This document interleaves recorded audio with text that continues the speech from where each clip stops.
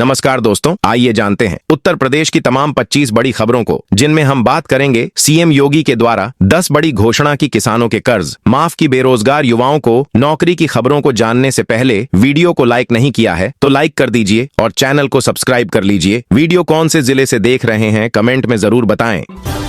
CM योगी ने महाशिवरात्रि पर गोरखनाथ मंदिर में की पूजा अर्चना। कहा, महाकुंभ में पहुंचे 66 करोड़ श्रद्धालु, अब तक नहीं मिले 19वीं किस्त के 2000 रुपए। ऑनलाइन पोर्टल पर कैसे करें शिकायत। प्रयागराज में अपार भीड़, महाकुंभ के बाद वाराणसी और अयोध्या पहुंच रहे श्रद्धालु। अलीगढ़ में होंगी 2 शानदार टाउनशिप, नोएडा जैसी इमारतें। मथुरा हाथरस को मिलेंगे आशियाने। महाशिवरात्रि पर हर हर महादेव के नारों से गूंजेगी काशी। अब बाबा विश्वनाथ के दर्शन का मिलेगा 36 घंटे का समय। बिहार में कैबिनेट विस्तार पर सीएम नीतीश कुमार की पहली प्रतिक्रिया, सबको बधाई। रीट एग्जाम में भाग लेने जा रहे छात्र 5 दिनों तक बस में कर सकेंगे फ्री सफर, स्पेशल ट्रेन का भी इंतजाम। राष्ट्रपति द्रौपदी मुर्मू, उपराष्ट्रपति जगदीप धनखड़ और प्रधानमंत्री नरेंद्र मोदी ने महाशिवरात्रि पर देशवासियों को बधाई दी। यूपी के इस जिले में भाजपा में मचा घमासान। पूर्व एमएलए ने बलदेव विधायक को कहा षड्यंत्रकारी। दिल्ली चुनाव में हार के बाद अरविंद केजरीवाल ने राज्यसभा जाने के लिए बनाया प्लान। लखनऊ से मां कामाख्या लिए जल्द चलेगी नई ट्रेन, ये है रूट। 2 करोड़ की लागत से चंबल नदी पर बनेगा सिग्नेचर ब्रिज। यूपी और मध्य प्रदेश की राह फिर होगी आसान। 17 लाख सरकारी कर्मचारियों के लिए गुड न्यूज, सरकार ने 12% बढ़ाया दा। भारतीय खेतों में एआई टूल्स, दुनिया के सबसे अमीर व्यक्ति ने की तारीफ, जाने पूरा मामला। सीएम योगी ने 200 लोगों की समस्याएं सुनी, अधिकारियों से कहा जन समस्याओं पर रहे ध्यान। महाकुंभ की बड़ी बातें, कई अनूठे रिकॉर्ड बने, पेंटिंग को गिनीज बुक में मिली जगह।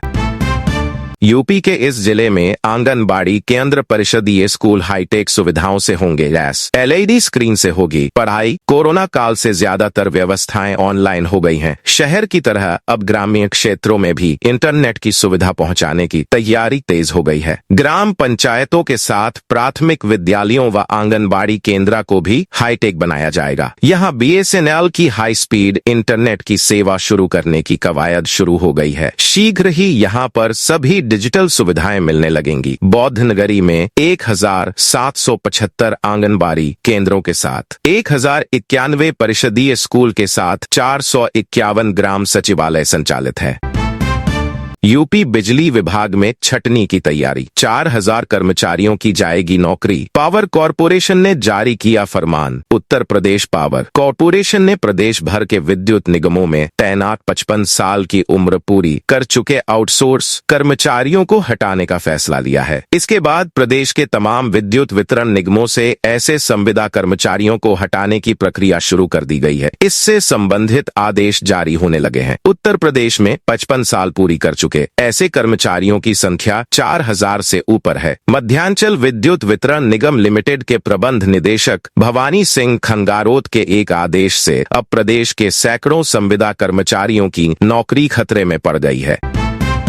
हर नागरिक को वृद्धावस्था में मिलेगी आर्थिक सुरक्षा। मोदी सरकार ला रही नई पेंशन योजना। केंद्र सरकार सभी नागरिकों के लिए एक नई पेंशन योजना लाने पर विचार कर रही है। सूत्रों के मुताबिक इसका नाम यूनिवर्सल पेंशन स्कीम हो सकता है। इसका मकसद देश के हर नागरिक को वृद्धावस्था में आर्थिक सुरक्षा प्रदान करना है। जानकारों के अनुसार श्रम और रोजगार मंत्रालय ने इस महत्वाकांक्षी योजना पर कार्य शुरू कर दिया है। उनके मुताबिक यह अम्ब्रेला पेंशन योजना यानी सार्वजनिक पेंशन योजना छिक और अंशदायी होगी। इससे जुड़ना या न जुड़ना व्यक्ति की इच्छा पर निर्भर होगा और कोई भी नागरिक इस योजना में तय महाकुंभ से सफल मैनेजमेंट गुरु बने सीएम योगी। मुश्किल घड़ी में खुद संभाली कमान। हर तीसरे दिन प्रयागराज दौरा। महाकुंभ 2025 का समापन हो रहा है। 45 दिनों तक चले महाकुंभ में 65 करोड़ से ज्यादा श्रद्धालुओं ने आस्था की डुबकी लगाई। इतने बड़े महाआयोजन के लिए सीएम योगी ने 2 साल पहले ही तैयारी शुरू कर दी थी। महाकुंभ में किसी भी अप्रिय घटना से निपटने के लिए अफसरों की फौज उतार दी।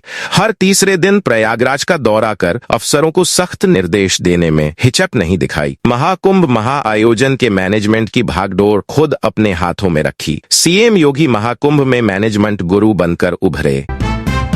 यूपी के युवाओं के लिए स्वरोजगार का सुनहरा अवसर। सरकार से ब्याज मुक्त लोन लें, ये है तरीका। युवाओं को रोजगार से जोड़ने के लिए सरकार की ओर से संचालित मुख्यमंत्री युवा उद्यमी विकास योजना शुरू की गई है। योजना के पहले चरण में 350 युवाओं को इसका लाभ देने का लक्ष्य तय किया गया है। इसके सापेक्ष अभी तक उद्योग केंद्र से 540 आवेदन फॉर्म बैंकों को भेजे भी जा चुके हैं। योजना में युवा अपना रोजगार प्रारंभ करने के लिए 5 लाख रुपए तक का ऋण प्राप्त कर सकते हैं। इसमें उन्हें 4 वर्ष तक ब्याज नहीं देना होगा। मुख्यमंत्री युवा उद्यमी विकास योजना की प्रगति को लेकर डीएम राजेश कुमार पांडेय ने संबंधित विभागों व बैंक अधिकारियों को दिशा निर्देश दिए हैं।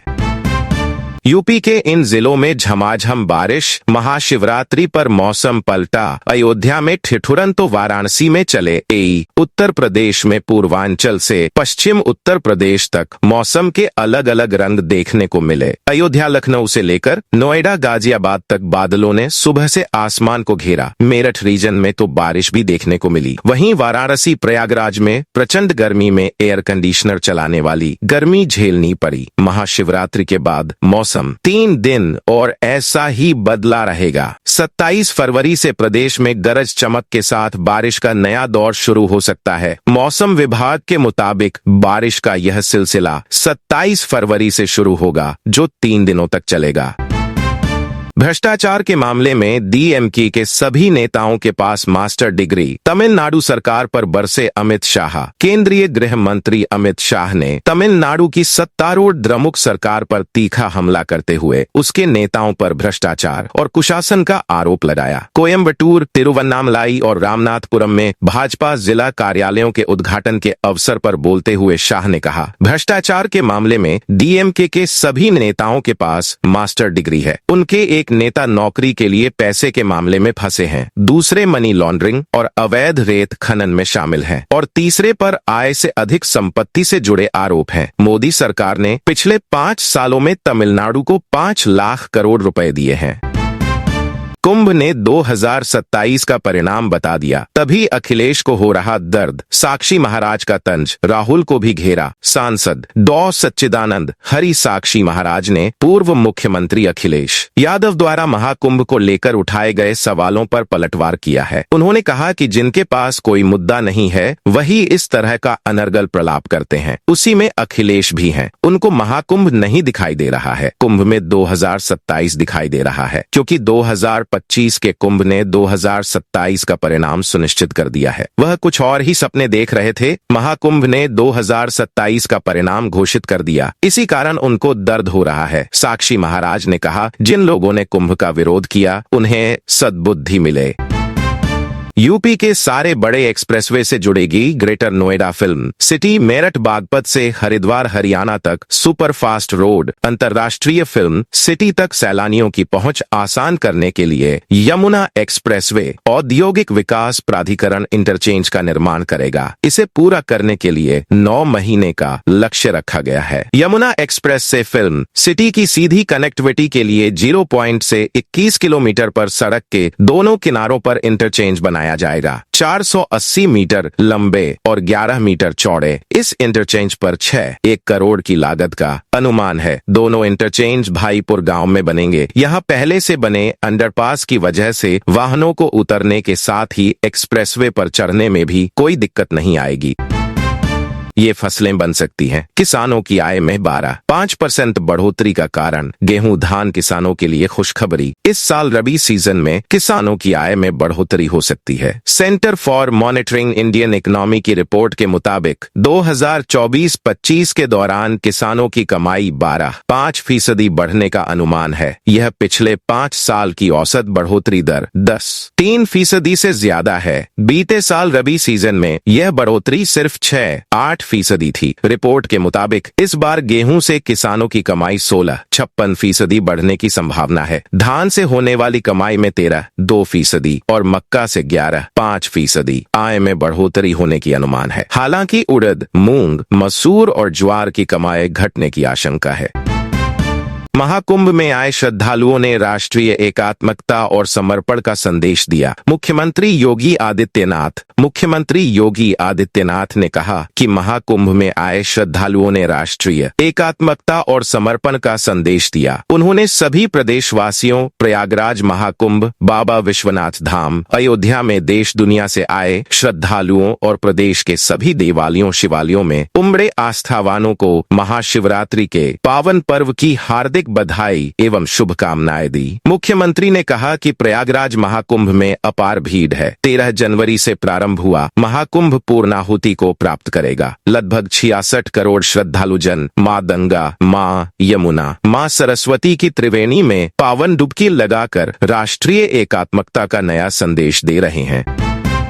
दलित, ओबीसी, मुसलमान पर ही राहुल गांधी का पूरा दाव। कितनी कामयाब होगी कांग्रेस? देश की सत्ता से कांग्रेस 11 सालों से बाहर है और मौजूदा समय में देश के 3 राज्यों में ही उसकी अपने दम पर सरकार है। सत्ता से बाहर होने के चलते कांग्रेस का सियासी आधार पूरी तरह से खिसक चुका है। कांग्रेस के खोए हुए वोट बैंक को वापस लाने के लिए राहुल गांधी लगातार मशक्कत कर रहे हैं। जमीनी पकड़ बनाए रखने के लिए कांग्रेस दलित, आदिवासी और अल्पसंख्यक वोटों पर खास फोकस कर उन्हें अपने पक्ष में गोल बंद करने की कवायद कर रही है। ऐसे में सवाल उठता है कि राहुल गांधी बदले हुए सियासी दौर में कांग्रेस को कितनी राजनीतिक कामयाबी दिला पाएंगे।